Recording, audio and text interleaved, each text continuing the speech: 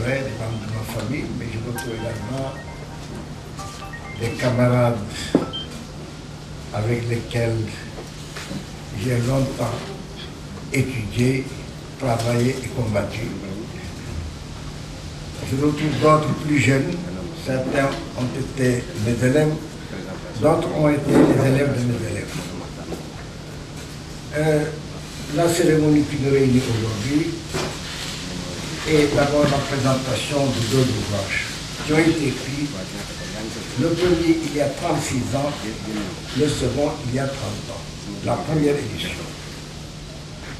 Ces ouvrages ont cessé d'être édités quand j'ai quitté l'UNESCO en 1987.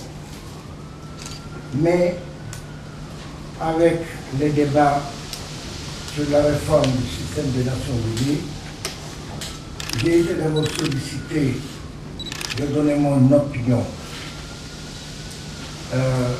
par des États membres sur les pays du tiers-monde, je dirais le mouvement des non-alignés. J'ai répondu que je ne me sentais pas de droit d'intervenir dans les débats actuels, étant donné que je n'assume aucune responsabilité dans aucun État. Néanmoins, quand l'Harmattan a souhaité rééditer ces deux ouvrages, j'ai donné mon accord, dans la mesure où je pensais en effet que les idées qui ont été développées dans ces deux ouvrages sont, on l'a dit tout à l'heure, encore d'une certaine actualité. Dans quel contexte ai-je écrit en 1975 le premier ouvrage qui est intitulé « Le monde en devenir, réflexion sur le nouvel ordre économique international ». Ceux qui sont plus anciens se rappelleront qu'en 1974-1975, s'est posé dans le système des Nations Unies un débat extrêmement important sur les relations économiques internationales et sur la nécessité de rééquilibrer ces relations internationales. Le mouvement des non-alignés, qui était composé et continue d'être composé par les pays en développement, avait souhaité qu'on remette en cause le système économique international tel qu'il fonctionnait. Ce système était évidemment défendu dans le cadre du système des Nations Unies, mais pour en comprendre peut-être la portée, il faut se rappeler que quand l'UNESCO a été créé, quand le système des Nations Unies a été créé en 1945, peu de pays en développement étaient représentés dans les conférences internationales qui ont créé ce système. Par exemple, quand la Charte des Nations Unies a été adoptée à San Francisco en juin 1945, peu de pays en développement y étaient. Je pense qu'on enlève des pays comme l'Arabie Saoudite, l'Égypte pour le monde arabe, le Libéria, pas encore l'Éthiopie même pour l'Afrique, les pays d'Amérique latine, le monde en développement de l'Afrique et de l'Asie n'était en tout cas pas représenté ou très très peu représenté. Quand l'UNESCO a été créé en 1945, il faut le dire aussi, les seuls pays africains, les seuls pays africains qui ont participé à la conférence constitutive étaient le Libéria. Vous savez les conditions dans lesquelles le Libéria avait été créé et les influences que subissait le Libéria à cette époque, l'Égypte, et pour les pays arabes, l'Arabie Saoudite y était, je crois que l'Irak aussi. Mais l'Afrique était entièrement colonisée à l'époque, presque entièrement colonisée à l'époque. N'oubliez pas que les pays africains indépendants l'ont été, pour la Tunisie et le Maroc en 1956, et pour le Ghana en 1955. D'ailleurs, j'ai eu l'honneur, en tant que représentant du Bloc populaire sénégalais, BPS, parti au Sénégal, J'ai eu l'honneur donc de diriger la délégation du Sénégal qui était composée notamment de Thierno Ba et d'Alexandre Adamé. Nous étions à Accra le jour où le drapeau anglais était baissé et tout mouvement en présence de Nkrumah était monté le drapeau du Ghana indépendant. Évidemment, ce sont des souvenirs qu'on n'oublie jamais. Le lendemain, j'ai eu un très long entretien avec Nkrumah dont j'ai rendu compte à l'époque aux instances qui m'avaient désigné. Et c'est à partir de moment que d'ailleurs la conférence de 1958 sur l'indépendance des partis africains a été créée, a été organisée plutôt. Alors je disais donc que, en tout cas, me voici en 1970 à l'UNESCO comme sous-directeur général chargé de l'éducation, après avoir été membre du conseil exécutif pendant 6 ans, et comme on l'a rappelé tout à l'heure, président de la commission du programme et des relations extérieures. En 1974, je suis élu directeur général de l'UNESCO. C'était la première fois qu'un Africain était porté en poste de si haute responsabilité dans le système des Nations Unies. Tout le monde se posait la question de savoir comment cet Africain allait se comporter. Parce que, il faut le reconnaître, on a l'habitude de porter à des postes de responsabilité certains d'entre nous, en attendant d'eux en retour qu'ils respectent les règles du jeu. Or, les règles du jeu me paraissaient être inconvenantes, parce que nous n'avions pas participé à l'élaboration de ces règles de jeu, même si le caractère universaliste des organisations nous était appliqué. Mais c'était une application théorique et non pas pratique, parce qu'il a fallu pour beaucoup de pays que nous luttâmes pour avoir notre indépendance qui nous était contestée. Donc j'arrive à l'UNESCO et je dois dire que tout le monde se demande, on l'a rappelé tout à l'heure, un journal de droite de France publie mais en première page, UNESCO égale Negresco. Évidemment, UNESCO égale Negresco parce que c'est un nègre qui devient le directeur général de l'UNESCO. C'est nègre, je dois dire qu'on l'attendait. Je me suis efforcé pendant toute la période pendant laquelle j'ai dirigé l'organisation, d'abord de faire admettre un élément fondamental. Tous les paradigmes qui ont été à la base de la perception qu'on avait de nous, tous ces paradigmes étaient erronés et ces paradigmes devaient disparaître. En effet, jusqu'à la fin de la Deuxième Guerre mondiale, le monde était considéré comme étant composé de peuples civilisés et de peuples non civilisés, c'est-à-dire de peuples barbares, auxquels les peuples civilisés devaient apporter la civilisation. Et je me trouvais être quand même un membre de ces peuples incivilisés, dirigeant l'organisation la plus intellectuelle du monde, l'organisation qui réunissait ensemble ce qu'on pourrait appeler l'élite mondiale intellectuelle. Ensuite, l'autre paradigme, c'est la division des peuples en races. Le problème racial est un problème qui a émergé un peu plus tôt, mais qui s'est quand même affirmé au cours du 19e siècle pour justifier la colonisation, la barbarie et ensuite la noirceur de la terre. Les Noirs sont des peuples sauvages, inférieurs, etc., etc. Il faut leur apporter, comme on a dit tout à l'heure, la civilisation. Bref, or, il est évident que ceux qui avaient créé l'UNESCO n'avaient pas pensé que nous pouvions un jour y exprimer notre propre voix, qui n'était pas d'ailleurs, je le dirai tout de suite, la voix de peuples qui cherchent à surmonter leurs frustrations, mais la voix de peuples qui peut-être ont beaucoup plus le sentiment humain et la nécessité de faire en sorte que tous les humains soient traités de la même façon, avec humanité, avec respect, etc. Et je le dois dire, tout mon travail à l'UNESCO a été de dire, je ne me suis pas d'ailleurs senti, je dirais tout de suite, inférieur en quoi que ce soit quand j'ai dirigé l'UNESCO. J'avais des comportements très normaux avec tous mes collègues. On a dit que j'ai dit un jour aux représentants d'un pays que je n'étais pas un aigle du Mississippi, etc. Non, l'affaire est peut-être beaucoup plus simple. J'ai dit simplement aux représentants d'un des plus grands pays du monde qui étaient venus dans mon bureau avec des comportements qui ne me paraissent pas, doivent être des comportements normaux, qu'à l'UNESCO, tous les États sont égaux en droit et tous les peuples représentés à l'UNESCO doivent être traités exactement avec le même respect, sans aucune discrimination à l'égard de qui que ce soit.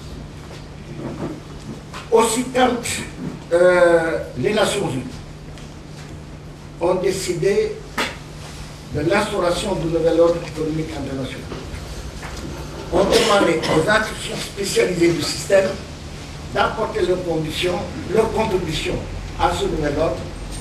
J'ai d'abord réuni un groupe de penseurs, des gens appartenant à toutes les parties du monde, à leur demander de vous trouverez dans ce livre le rapport du Conseil. J'ai entrepris également dans le cadre du secrétariat une réflexion que j'ai conduite, et de cette réflexion commune du secrétariat et des travaux de la commission spéciale que j'avais nommée, j'ai tiré des enseignements en écrivant ce petit livre, ce petit ouvrage. Et ce petit ouvrage s'efforce, bien entendu, de retracer les réflexions qui ont eu lieu dans le système des Nations Unies et hors du système des Nations Unies, de les placer dans une perspective nouvelle et d'essayer peut-être de créer un sursaut dans le monde, une réflexion commune de tout le monde en vue de parvenir à un monde où disparaîtraient, ou en tout cas seraient atténuées les inégalités, un monde qui permettrait à tous les peuples de vivre dans la dignité, ce que j'appelle la vie dans l'immunité, c'est-à-dire à l'abri de la faim, à l'abri de la maladie, de l'ignorance, à l'abri de la maladie, etc., à l'abri de la misère, en particulier qui affecte une grande partie de l'humanité, surtout dans notre propre pays à nous-mêmes. Je n'ai jamais oublié dans ces réflexions ma condition d'ancien colonisé, ma condition de jeune garçon, jeune Sénégalais, vivant sous le système colonial, dans une petite ville qui était d'ailleurs pas une ville au sens réel du terme, parce qu'en fait, dans nos villes de l'époque, les activités n'étaient pas urbaines, elles étaient à la fois rurales et urbaines, et nous avons participé, comme tout le monde, aux travaux agricoles. J'ai voulu également apporter la sensibilité que je tirais de cette condition, que je tirais de ce qui a été mon itinéraire sur le plan intellectuel, refusé d'abord par l'école, mais m'efforçant par moi-même et profitant de toutes les circonstances pour apprendre, pour étudier, pour devenir ce que je suis devenu sur le plan intellectuel. J'ajouterai aussi que je n'ai jamais oublié, j'ai fait un jour un discours sur la faim, que vous trouverez d'ailleurs dans le monde, dans le temps des peuples dont a parlé Amin Fouda, qui est un ouvrage qui avait été publié par les éditions Lafon dans les années 70 à Paris, où je rappelais ce qu'était la faim, et la faim F-A-I-M, je veux dire, parce que j'avais connu dans ma jeunesse, j'ai vécu dans une société où on a connu la faim. On a connu la misère, on a connu une mortalité infantile très forte, les enfants de mon âge sont morts à l'époque. Mais tout cela ne pouvait pas être oublié. J'ajouterai aussi que toute la sensibilité qui m'était inculquée également au sein de ma famille, dans la société dans laquelle je vis. Tout cela, en réalité, a été une sorte d'expérience que je me suis efforcé d'utiliser au moment où j'ai conçu le monde en devenir. Ce livre n'est dirigé contre personne, mais elle essaie de voir le monde lucidement et aussi de montrer dans quelles conditions peut être créé un nouvel ordre mondial, un nouvel ordre, pas mondial, mais international, ce qui veut dire d'ailleurs qu'on souscrivait le nouvel ordre au rapport entre États, entre pays, alors que moi j'ai toujours essayé de considérer les problèmes dans les problèmes en tenant compte des rapports entre les peuples et des rapports qui permettent quand même à tous les peuples de connaître la paix, la sécurité, mais la paix dans la justice. Vous savez que les organisations internationales ont été créées pour la paix, pour assurer la paix, et l'UNESCO était une organisation qui était créée pour assurer la paix et la prospérité commune de l'humanité, comment dirais-je, dans le domaine de l'éducation, de la science, de la culture et de l'information. En ce qui concerne le second livre, il a été écrit il y a 30 ans aussi. Pourquoi ce livre a été écrit, je vais vous le dire aussi. Alors donc, le monde en devenir en réalité devait ouvrir une discussion, devait ouvrir une réflexion dans le système des Nations Unies, pourquoi j'ai abordé l'ensemble du système des Nations Unies, mais quand même en me focalisant sur les domaines de compétence de l'UNESCO. En ce qui concerne maintenant le second livre, c'est-à-dire aux sources du futur, en 1980, la conférence générale de l'UNESCO m'a demandé de préparer un plan à moyen terme par objectif, plan fondé sur l'analyse des problèmes essentiels du monde, des grands problèmes du monde. Et cette analyse devait permettre de définir les objectifs que l'UNESCO devait poursuivre dans les domaines de sa compétence pour contribuer à la solution de ces grands problèmes du monde. Voilà donc pourquoi, j'ai dit pourquoi les sources du futur, parce que j'essaie de voir quand même, pour considérer, à mon avis, une analyse dans le sens que quand elle s'appuie d'abord sur le passé, qu'elle essaye de cerner le plus possible le présent, mais quand l'analyse se projette également sur l'avenir, c'est-à-dire proposer des programmes, mais en ayant une vision prospective, étant donné que le monde évolue et que l'évolution du monde doit pouvoir être appréhendée en fonction des données, évidemment, du présent, en fonction aussi de l'expérience du passé. Alors c'est pourquoi j'ai fait au sources du futur. Vous le verrez, j'insiste beaucoup dans les sources du futur, ce qui est des caractéristiques fondamentales du monde, ce sont les inégalités qui existent. Inégalité d'abord au sein des pays,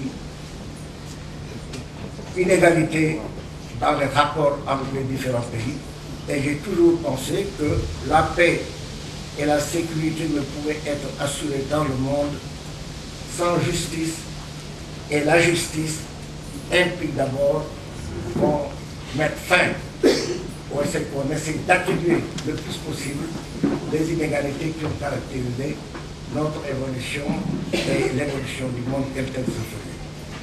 Pourquoi j'ai accepté la réédition donc de ces ouvrages? C'est parce que nous nous trouvons également dans ce qu'on appelle une situation de crise économique en particulier. Et quand l'Armatan donc m'a sollicité, j'ai dit à l'Armatan, vous pouvez écrire. J'ai écrit au directeur général de l'UNESCO d'abord pour demander l'autorisation de republier ces ouvrages, étant donné que l'UNESCO ne les publiait plus. Et le directeur général de l'UNESCO m'a donné son accord, et j'ai donné à l'Armatan mon accord, sans d'ailleurs tirer aucun profit de droit d'auteur, parce que je pense que les droits d'auteur découlant de cet ouvrage doivent servir encore peut-être comment dirais-je, le développement du savoir ou le renouvellement du savoir. C'est la raison pour laquelle j'ai demandé que les droits d'auteur soient utilisés pour favoriser les études ou les recherches de jeunes qui voudraient évidemment s'occuper des problèmes que je me suis efforcé moi-même de cerner à l'époque. Voilà ce que je voulais vous dire.